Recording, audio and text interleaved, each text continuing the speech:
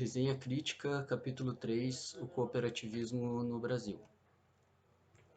Historicamente, as primeiras ações de cooperativismo no Brasil foram as missões jesuítas na região sul do país no início do século XVII.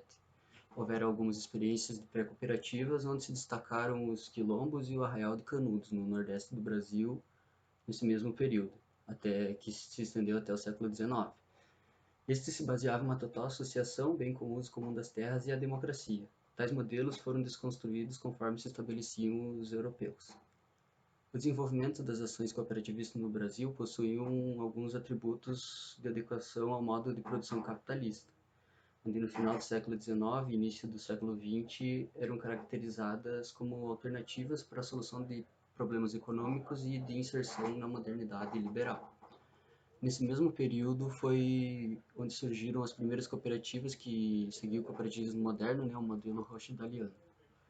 Na região sul, o cooperativismo recebia apoios religiosos, católicos e também de pastores luteranos. Na década de 1900, inicia-se o cooperativismo de crédito, que se manteve crescente até os anos de 1940. As primeiras cooperativas surgiram no meio urbano, que já se apresentava bastante politizado.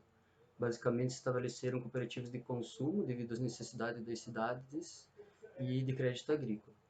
Esse contexto do século XX foi importante por contemplar a pequena produção familiar. No entanto, a economia do Brasil ela dependia muito dos latifúndios cafeeiros, que já enfrentavam problemas relacionados à organização social do trabalho, onde havia dificuldades desde a abolição da escravatura. E após a crise de 1929, essas cooperativas passaram a ser vistas como uma organização associativa que atendia tanto o desejo do produtor quanto do Estado. Em 1932, durante o governo Vargas, foi sancionada a primeira lei voltada ao cooperativismo de trabalho. Esse segundo ciclo do cooperativismo acabou aderindo ao modelo agroexportador e com alta intervenção do Estado, dando início à relação de cima para baixo, que tem marcas até os dias atuais. O cooperativismo tinha uma função de colaborar com a superação de certas condições de atraso no desenvolvimento agrícola e de acumulação de capital no setor, e ao mesmo tempo buscou modernizar essa agricultura. As décadas de 50 e 70 foram marcadas pelo surgimento da indústria de máquinas, complexos agroindustriais e de insumos agrícolas. Também foram inseridas políticas agrícolas promovidas pelo Estado. Com a instauração do regime militar, a maior parte dessas iniciativas cooperativistas sofreram algumas restrições, que diminuíram a autonomia dessas instituições. Nos anos de 70 a 80, houve um maior apoio ao desenvolvimento do cooperativismo, com desenvolvimento tecnológico em todo o país, buscando uma maior inserção ao modelo capitalista. Nesse período também foi quando houve o avanço sobre as novas fronteiras agrícolas no Cerrado e também na Amazônia. Esse rápido crescimento e o processo de centralização e concentração do capital não necessariamente melhorou as condições dos pequenos produtores, mas sim aumentou a diferenciação entre os cooperados, onde alguns se beneficiavam mais que os outros. Eram facilmente acessíveis os créditos rurais, o que proporcionou um grande endividamento junto ao sistema de financiamento também. No Nordeste, o processo foi mais lento, Os produtores que mais se beneficiavam eram os produtores de grandes commodities, como açúcar, o algodão e o cacau. Isso também acabou refletindo nas desigualdades estruturais. Na década de 90, as áreas de reforma agrária, com a instauração do MST, foi criado alguns sistemas cooperativistas, onde a partir dos anos de 1990 houve um aumento dos movimentos de cooperação entre produtores e também de sindicatos, apesar de que o censo do IBGE de 2006 tem indicado uma menor participação dos agricultores familiares. No entanto, é inegável a tentativa das cooperativas e desses movimentos sociais em mitigar as grandes diferenças provocadas pelo capitalismo que caracterizam a sociedade brasileira. A partir de 2002, o governo implementou um conjunto de ações por meio do Ministério do Trabalho e do Emprego e o Ministério do Desenvolvimento Agrário. Estes visavam desenvolver e fortalecer o cooperativismo na agricultura familiar, principalmente no Nordeste, e o que se mostrou uma ação altamente estratégica para a viabilização, tanto econômica como social, dos produtores rurais. Bom, então dando continuidade à apresentação, agora eu vou falar um pouco sobre o marco regulatório e as normas gerais do cooperativismo no Brasil. Então, o marco regulatório das cooperativas no Brasil, então ele é estabelecido principalmente por três grandes documentos, que é a Lei Geral do Cooperativismo, número 5.764 de 1971, a Constituição Federal do Brasil de 88 e o Código Civil. Então, por definição legal, as cooperativas são sociedades de pessoas, conforme natureza jurídica próprias, de natureza civil, não sujeitas à falência, constituídas para prestar serviços associados, distinguindo-se das demais sociedades. Então, o que elas vão se distinguir das demais sociedades? Elas têm algumas características específicas, como, por exemplo, então, a variabilidade ou dispensa do capital social e o concurso de sócios em número mínimo para compor a administração da sociedade, sem limitação do número máximo. Então, essas são algumas características específicas do total de características que as cooperativas têm.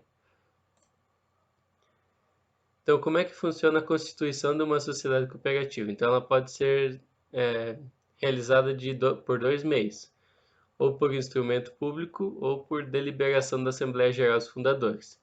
Nessa Constituição, então, é, deve conter alguns tópicos, como a denominação da entidade sede e objeto, o nome, nacionalidade, idade, estado civil, profissão e residência dos cooperados, bem como dos fundadores assinantes, o valor e o número da quota-parte de cada um, aprovação do estatuto da sociedade, também o nome, nacionalidade, estado civil, profissão, da administração, fiscalização e dos outros fiscalização e outros pessoais que vão estar envolvidos então com a cooperativa.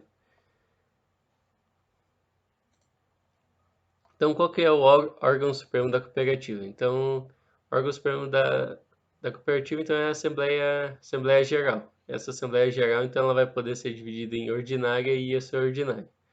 A Assembleia Geral Ordinária é aquela que é realizada nos primeiros 3 meses após o término do exercício social e tem como objetivo principal deliberar sobre a prestação de contas, balanço demonstrativo das sobras e perdas, parecer do Conselho Fiscal sobre os destinos das sobras ou rateio das perdas, realizar a eleição dos membros dos órgãos de administração e fiscalização, além de outros objetivos. Já na Assembleia Geral Extraordinária, então, ela tem exclusividade na deliberação da reforma do Estatuto, fusão, incorporação, desmembramento da sociedade ou mudança do seu objetivo da mesma. Essa não precisa ocorrer todo ano e ela só ocorre quando necessário mesmo. E também a gente tem nos cooperativos o Conselho Fiscal, que no caso é o órgão que cuida do patrimônio e da contabilidade da cooperativa. Então, agora eu vou falar um pouco sobre as resoluções do Conselho Federal e da Contabilidade e Tributação. Então, a norma brasileira de contabilidade, a NBC-T 10.8, ela vai abranger todas as sociedades cooperativas constituídas. Acho que só tem uma exceção ali das cooperativas relacionadas à saúde, mas então no nosso caso, as nossas cooperativas que a gente vai estar envolvido vai ser até vai ter suas normas nessa norma brasileira de contabilidade. Então, na prática, uma cooperativa não vai ter nenhuma isenção de tributos. A cooperativa vai pagar qualquer tributo desde que haja o fato gerador da tributação.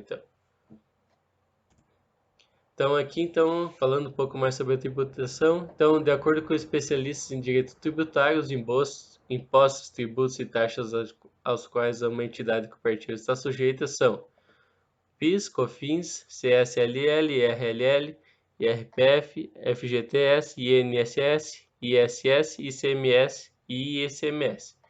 Então, aqui está dividido em duas colunas, então, as que se aplicam e as que não se aplicam. Essas que não se aplicam aqui, que está marcado em xizinho, é porque elas podem não ser aplicadas de forma integral. E aí depende de cada tipo de cooperativa e de como que isso está envolvido com a cooperativa. Então, seria isso. Nossas referências, então, vem do Manual de Cooperativismo Agrícola no capítulo 3. Obrigado pela atenção de todos.